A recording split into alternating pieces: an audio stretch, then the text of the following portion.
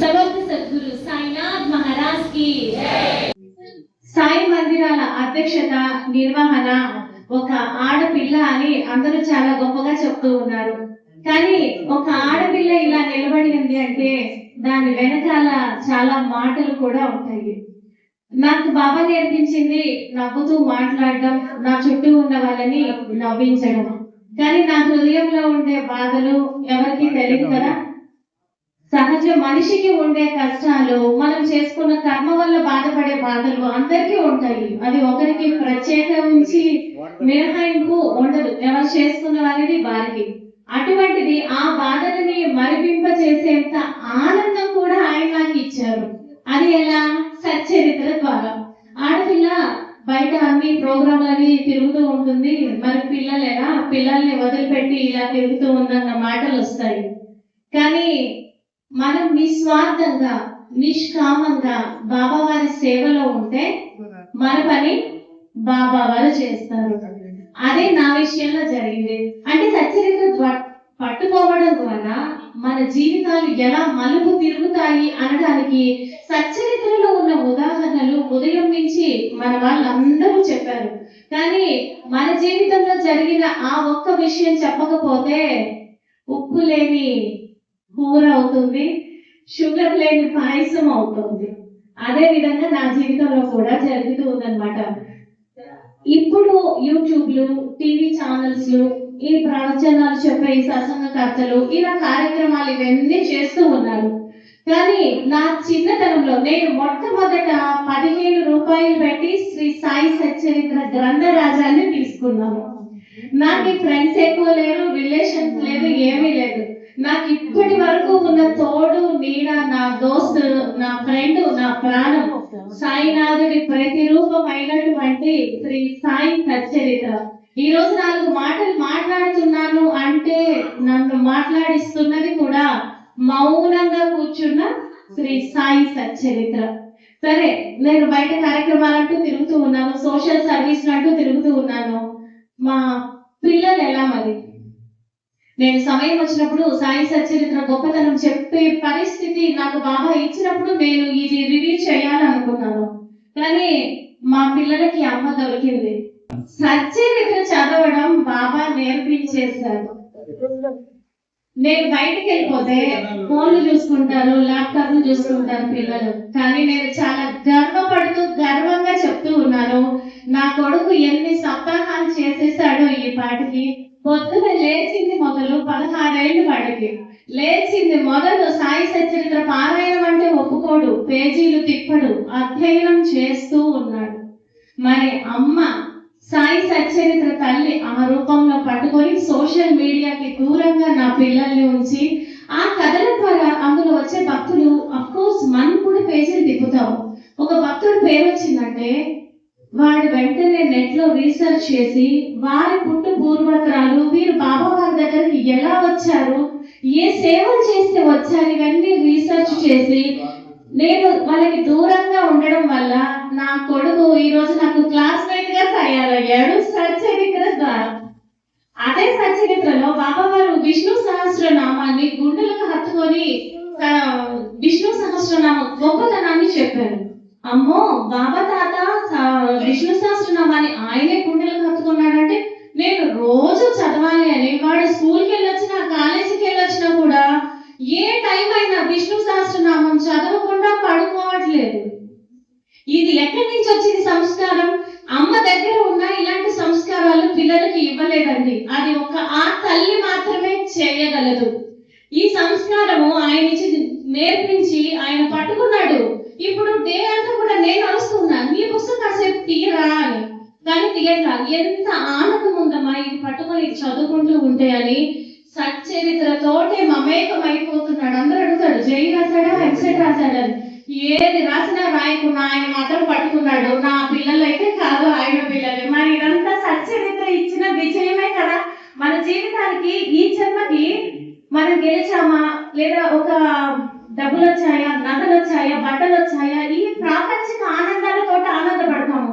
కానీ భగవంతుడి దగ్గర మనం ఏది చేసినా, ఒక పేజీ చదివినా, 1 రూపాయి దానం చేసినా కూడా అది జన్మ జన్మలకి రాసిపెట్టి దాచిపెట్టి అవసరార్థం వాడతాడు ఆ తండ్రి. మరి జన్మ జన్మలకి కావాల్సింది ఇచ్చింది కూడా శ్రీ సాయి సచ్చరిత్ర. మరి అటువంటి సచ్చరిత్రలో సాయినాథుడు 2వ అధ్యాయంలోనే ప్రస్తావించారు. మనకి అనేక మంది దేవీ దేవతలు ఉన్నప్పటికీ కూడా మనం గర్వపడాల్సిన విషయం ఏమిటి అంటే, రామాలయాలు ఉన్నాయి, శివాలయాలు ఉన్నాయి, అమ్మవారి ఆలయాలు ఉన్నాయి. ఎప్పుడు కూడా ఎక్కడ కూడా వారి గురించి ప్రవచనాలు కానీ ఆ దేవుడికి దగ్గర చేసేలాగా కార్యక్రమాలు ఈ రోజు కూడా జరిగింది లేదు. మనందరం ఒప్పుకోవాల్సిన నిజమే కదా, అది ఒప్పుకుంటారా లేదా చెప్పాలి. మరి నా జీవితం ఎగ్జాంపుల్, సచ్చరిత్ర పట్టుకున్న తర్వాత బాబా వారు రామాయణం, భారతం, భాగవతం అన్ని చదివించారు, అన్ని పురాణాలు తెలియజేశారు. సచ్చరిత్ర ద్వారా మాత్రమే ఇది సాధ్యమైంది తప్పితే ఇంకొకరు ఎవరు కూడా ఈ రకంగా తీసుకురాలేదు. ఇప్పుడు సచ్చరిత్ర చదువుకొని అనేక మంది సత్సంగకర్తలు, ప్రవచనకారులు ఇంతమంది తయారయ్యారు. కానీ ఎంతమంది ఎంత చెప్పగలిగే నిధి ఉన్నప్పటికీ కూడా కన్న తల్లి లాగా, పెద్దమ్మ లాగా సాయి టీవీ ఒక మాధ్యమంగా వీళ్ళందరినీ ఒక చోట చేరుస్తూ వివిధ ప్రాంతాలకి, ఎక్కడో ఉన్న ఊర్లకు కూడా ఈ సాయి టీవీ వెళ్ళి ఇక్కడికి వచ్చేది ఒక 100 మంది వస్తారు, 200 మంది వస్తారు.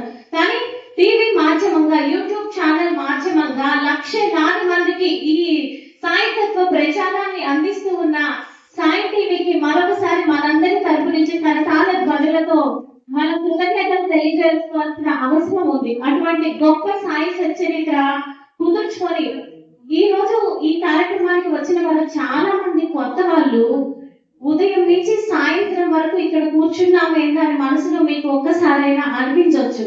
కానీ మన సంస్కారాలు బలహీనపడే క్రమంలో మాత్రమే మనం ఇక్కడ చేరగలుగుతాము. మన ఇంటి పక్క వాళ్ళు రాలేకపోయారే, ఎదురింటి వాళ్ళు రాలేకపోయారే, మనం అందరికీ చెప్పామే, మనం ఎందుకు ఇక్కడ రావాలి అని అనిపించలేదు. వాళ్ళు అనుకుంటారు నేను రాలేదు అని. నువ్వు కాదు, నీ కర్మ, నీ చెడు సంస్కారాల బలం నిన్ను రానియట్లేదు. ఇలాంటి చోట కూర్చున్న ఈ సమయం అంతా కూడా మన జీవితంలో చాలా వాల్యుబుల్ టైం గా మార్చేస్తాడు భగవంతుడు. సచ్చరిత్ర పారాయణం జరిగే చోట గోదావరి తీరము, దునిమాత, ద్వారకమాయి సమాధి మందిరంతో సహా నేను కొలువై ఉంటాను అని చెప్పాడు సాయినాథుడు. అంటే మనం ఏ పుణ్యక్షేత్రానికో పరిగెత్తన అవసరం లేదు. దాంట్లో స్నానం చేస్తే మన పాపాలు పోతాయి, ఇందులో మునిగితే మన పాపాలు పోతాయి అని పరిగెడుతూ ఉంటాం. కానీ ఒక సాయి సచ్చరిత్ర పారాయణం చేస్తేనే ఇవన్నీ మన ఇంట్లో కలుగుతాయని బాబా వారు చెప్పారు. కానీ ఊరికి చదవడం కాదు, మనం చదువుతున్నది మనస్ఫూర్తిగా భావయుక్తంగా పారాయణం చేస్తున్నామా లేదా అన్నది కూడా చెక్ చేసుకోవాలి. ఆ విధంగా నేను ఒకసారి 2020లో ద్వారకామాయి తలుపులు కూడా కోవిడ్ కారణంగా మూసేశారు కదా. నాకు ఓవి టు ఓవి పెద్ద సచ్చరిత్ర చదవడం బాగా అలవాటు. అది చదివే క్రమంలో అంటే ద్వారకామాయి మాత అంటే ఎప్పుడు ఓపెన్ గా ఉండేది. అటువంటిది ఒక క్లిష్ట పరిస్థితి ద్వారా తలుపులు మూసేయడం జరిగింది. చాలా బాధేసింది. అమ్మ వెళ్ళిపోండి అని తలుపులు మొహం మీద వేసినట్టుగా అనిపించి బాధ కలిగింది. అప్పుడు పారాయణం చేస్తూ ఉన్న క్రమంలో, తాత నువ్వు ఇవన్నీ గోదావరి తీరము, దునిమాత, ద్వారకమాయి సమాధి మందిని ఇన్నిటితో కలిపి నువ్వు అక్కడ ప్రత్యక్షం అవుతానని చెప్పావు. మరి ఇప్పుడు నేను పారాయణ చేస్తున్నా, నువ్వు నన్ను చూస్తున్నావా లేదా చెప్పు. అందులో డాక్టర్ పిల్లే కథ వచ్చిందనమాట. డాక్టర్ పిల్లే కథలో బాబా ఏం చెప్తారు, ప్రతి వాళ్ళని ముద్దు పేర్లతో పిలుస్తారు. నాకు లోపల ఉడుకు వచ్చేసింది. ఎందుకంటే నా ఊహ తెలిసినప్పటి నుంచి నాకున్న తోడు ఆయనే. నా మూతే ఇంకొకరిని అలా ముద్దు పేర్లతో పిలవడము, పిల్లే లేకుండా ఆయనకి కుదరదంట. ఏమి అసలు అన్నిటికీ బావు పక్కన ఉండాలంట. వాళ్ళకి ముద్దు పేర్లు పెడతావా? నాకు ఇంకా లోపల బాగా ఇది వచ్చేసింది. అసలు నేను పారాయణ చేస్తున్నది నువ్వు ఇప్పుడు చూస్తున్నావా లేదా? మీరు కూడా చెక్ చేసుకోవచ్చు. ఇలాంటి లీలలే మనకి ఇంకా కూడా మన ఆధ్యాత్మిక మార్గాన్ని సుగమం చేస్తాయి ముందుకెళ్ళడానికి. నేను అలా బాబాని క్వశ్చన్ చేస్తూ ఉన్నా. వాళ్ళు ముద్దు పేర్లు పెట్టావు, అసలు నేను లేకుండా నీకు బాగా వస్తుంది. ఇప్పుడు ఏంటంటే ద్వారకమాయి తలుపులే మూసేసుకున్నావు కదా అని చెప్పి. అప్పుడు నేను ఇలా బాబాతో పోట్లాడుతూనే ఉన్నాను. నాకు ఫోన్ వచ్చింది. ఒక ఆవిడ మధ్యాహ్నం భోజనం అయిన తర్వాత పడుకొని ఉన్నాను. ఆవిడకి కళ్ళలో బాబా కనిపించి, ఏమే లే, నా మనవరాలు పారాయణం చేస్తుంది, నువ్వేమో పడుకొని ఉన్నావా అన్నాడంట. అని నేను ఇంట్లో ఆ రోజు ఏం వంట చేశాను, నేను ఏ కలర్ బట్టలు వేసుకున్నాను, ఇవన్నీ ఆవిడ చెప్పారు నాకు. ఆవిడ చెప్తూ ఉంటే నాకు ఆశ్చర్యం వేసి ఇది నిజం కదా అని చూపించడానికి ఆవిడకి వీడియో కాల్ ఆన్ చేశాను. మీరు చెప్పింది నిజమమ్మా, ఇది ఇదే కలర్ బట్టలు వేసుకున్నాను, ఈ వంట చేశాను. అందులో నాకు ఏం పేరు పెట్టారు, నా మనవరాలు పారాయణం చేస్తుంది అన్నాడు. సో అంటే బాగా చూస్తున్నాడు కదా పారాయణం చేసేది, ఆవిడకి వెళ్ళి నాకు నిదర్శనం ఇవ్వడానికి ఈ లీల చేశారు బాబా. నాకు అప్పుడు అనిపించింది, ఆవిడేమన్నారు, నువ్వు మమ్మల్ని పడుకోలేవా, నువ్వు పారాయణం చేసుకుంటున్నప్పుడు మీ తాత నా దగ్గరకు వచ్చి లేదు అని చెప్పి ఆవిడ నేను స్థలం మంచి పారాయణం చేస్తాను అంటే బాబా వారి సచ్చరిత్ర మనం చదివితే ఏదో పుస్తకం తిప్పితే కాదు, ఆయన చూస్తూ ఉంటాడు. మన కర్మలు పోవడమే కాదు, జన్మ జన్మలకి కర్మలు తొలగించి మన ఏ దేహంతో ఏ జన్మలో మన పాపకర్మల రీత్యా మనకి జన్మలు వస్తాయి, వాటి రీత్యా కూడా మనం ఎక్కడున్నా కూడా ఆయన మనల్ని పట్టుకుంటాడు. అందుకని ఏ పురాణాల్లో ఎక్కడ కూడా ప్రస్తావించని ఒక విషయాన్ని బాబా వారి 2వ అధ్యాయంలోనే ప్రస్తావించడం జరిగింది. ఒకటి లేకుండా మనం అసలు ఉండలేము. అదేమిటి? అది లేకుంటే అసలు పొద్దు ఊగదు, మనకి తోచదు, అన్నం లేకపోయినా ఉంటాం, అది లేకపోతే అసలు ఉండలేము. నో నో నో నో అహంకారం, అహంకారం.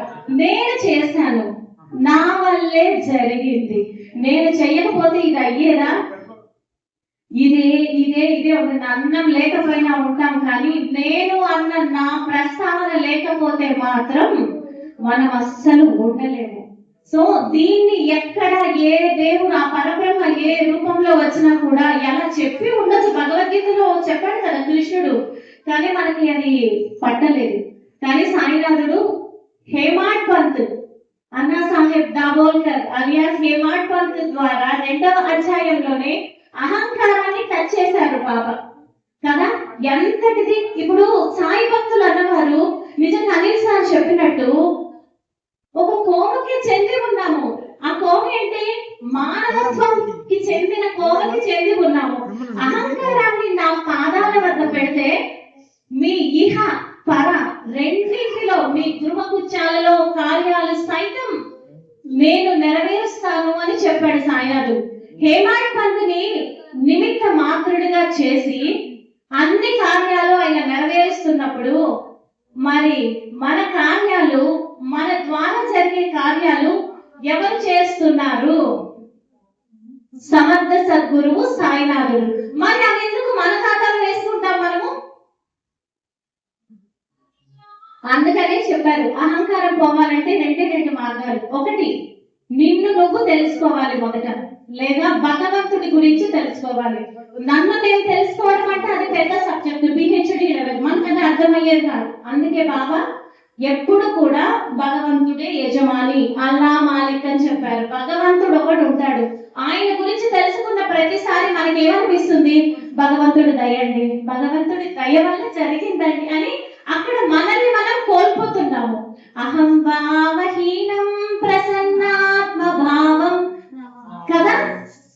ఈ స్థితిలో సాయి భక్తులందరూ కూడా కనిపిస్తున్నారు అంటే మాట్లాడలేకుండా రాతిలాగా కూర్చున్న సాయినాథుడు కాదు.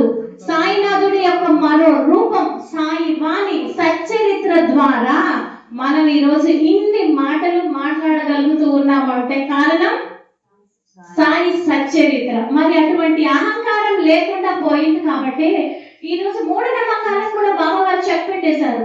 ప్రతి జీవిలో నేను ఉన్నాను అని బోధించారు. ఇప్పుడు పిల్లలు వస్తే మనం వెళ్తున్నామా వెనక్కి వస్తున్నామా చెప్పాలి? వెళ్తున్నాం కదా. మరి అనాదిగా వస్తున్న మూఢనమ్మకాలు అన్నింటికి చెప్పెట్టేశారు కదా బాబా వారు. పిల్లలు బాగా ఉన్నారు, మనకేం కదని దిగ్విజయంగా వెనక్కి వస్తున్నామా, ఏదో అయిపోతున్నామా? మరి ఇలాంటి వాటన్నిటికీ ఒక అవేర్నెస్ తీసుకొచ్చింది శ్రీ సాయి సచ్చరిత్ర. వేదాలు ఉపనిషత్తులు పదాలే తప్ప వాటిని ఎప్పుడు మనం చూసి ఎరగము. వాస్తవం ఒప్పుకోవాలి. వాటిల్లో ఏముంటాయి?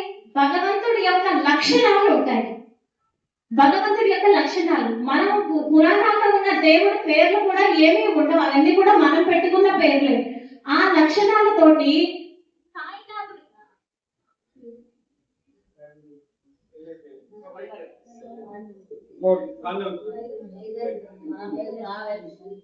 సాయినాథుని జీవనం జగాన్ని పావనం చేసింది అన్నారు. అటువంటి జీవనము ఆయన జీవితము శ్రీ సాయి సచ్చరిత్రలో పొందపరచబడి ఉంది. ఒక్క సాయి సచ్చరిత్ర చదివి అవపోసన పట్టి తర్వాత వేరే గ్రంథాలు మనం చదివినట్టయితే ఏది చదివినా కూడా సాయి సచ్చరిత్రలో బాబా ఈ మాట చెప్పి ఉన్నారు కదా అని ఖచ్చితంగా గుర్తొస్తుంది. అందుకని ఉపనిషత్తులు, వేదాలు, పురాణాలు, ఇతిహాసాలు, భగవద్గీత, భాగవతం ఇవన్నీ కూడా గ్రైండర్ లో వేసి తీస్తే మనకు వచ్చిన ఏకైక గ్రంథరాజం శ్రీ సాయి సచ్చరిత్ర. అటువంటి సాయి సచ్చరిత్రని ప్రతి ఇంట్లో గ్రంథం పెట్టుకోవడమే కాకుండా ఎంత బిజీగా ఉన్నా కనీసం ఒక్క పేజీ అయినా చదవడానికి మనం టైం కుదుర్చుకుంటే మనం మిగతా పేజీల తలరాతని, నుదిటి రాతని ఆయన మార్చి రాసి చూపించి మన జీవితాలని పండుగ మార్చి పరిపక్వతకు తీసుకెళ్తారు. మనమంటే మనం కాదండి, మన పిల్లలు, మన వంశం అంతా అభివృద్ధి చెందుతుంది. చెడు సంస్కారాల వైపు వెళ్లకుండా నుదిటి రాత ఎలా ఉన్నా కూడా రాతను సైతం మార్చి చూపించే గ్రంథరాజం శ్రీ సాయి సచ్చరిత్ర. ఈ అవకాశాన్ని ఇచ్చినటువంటి ఇక్కడ ఉన్న ప్రతి ఒక్కరికి కూడా మనస్ఫూర్తిగా కృతజ్ఞతలు తెలియజేసుకుంటూ